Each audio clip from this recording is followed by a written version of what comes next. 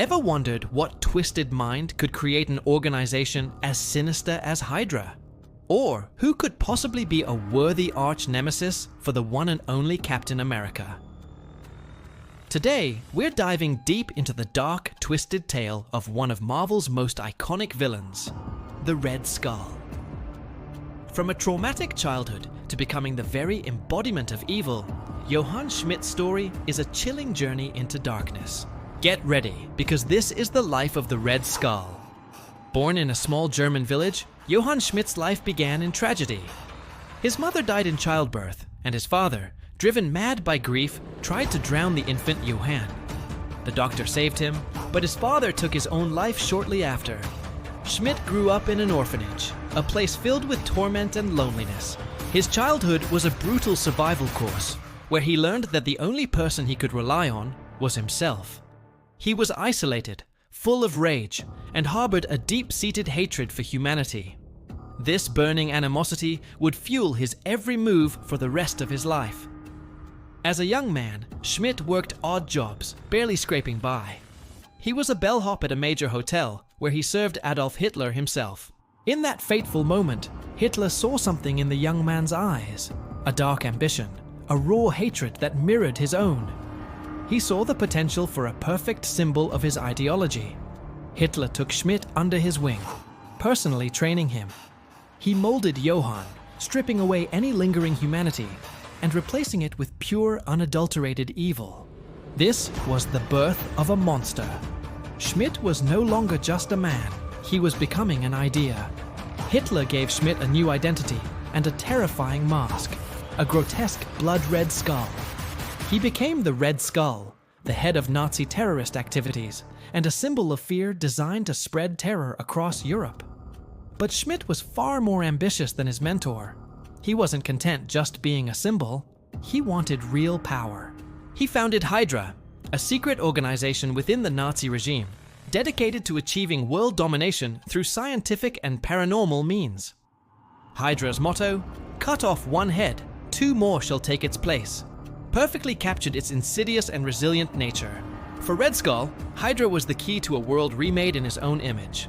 HYDRA's quest for power led them to the Tesseract, an ancient artifact of immense energy, also known as the Space Stone.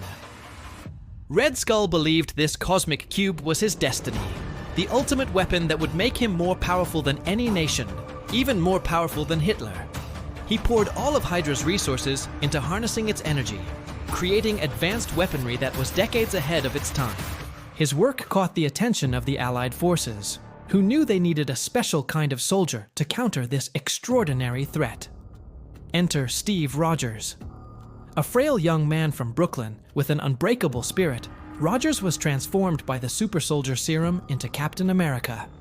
He became the Allies' beacon of hope, the perfect counterpoint to Red Skull's symbol of fear. Their rivalry was inevitable and legendary. It wasn't just a battle between two super soldiers. It was a clash of ideologies. Captain America fought for freedom and justice, while Red Skull sought control and domination. Their conflicts were epic, defining the course of the war. In their final climactic battle aboard Red Skull's aircraft, the Valkyrie, the two titans clashed. As Captain America damaged the Tesseract's containment unit, Red Skull, blinded by arrogance, grabbed the cube with his bare hands. He couldn't control its infinite power. The Tesseract opened a portal, pulling him into the vastness of space, seemingly erasing him from existence. Captain America, to prevent the plane's weapons from detonating over America, crashed it into the Arctic, where he was frozen for nearly 70 years. The world believed both men were gone forever. But as we know in the world of comics and movies, death is rarely the end. Decades later, the Red Skull resurfaced, his consciousness transferred into a clone body of Steve Rogers. He had the captain's powers, but retained his own twisted mind. He continued his quest for domination, even orchestrating the apparent assassination of Captain America after the superhero Civil War. His schemes grew more elaborate, his hatred more intense, but he was always eventually thwarted by the heroes of Earth. And what about the original Schmidt, the one pulled into space by the Tesseract? He wasn't destroyed. Instead, he was transported across the cosmos to the desolate planet of Vormir. There, he was cursed to become the guardian of the Soul Stone, an immortal, ethereal guide for those seeking the powerful Infinity Stone.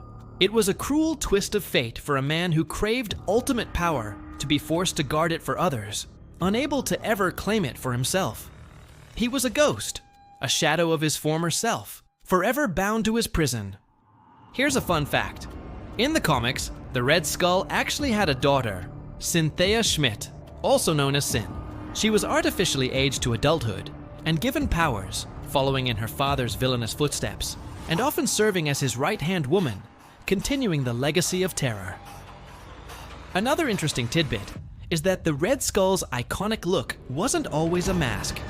In some versions of his story, a backfired version of the super soldier serum permanently disfigured his face, making the skull his actual skin.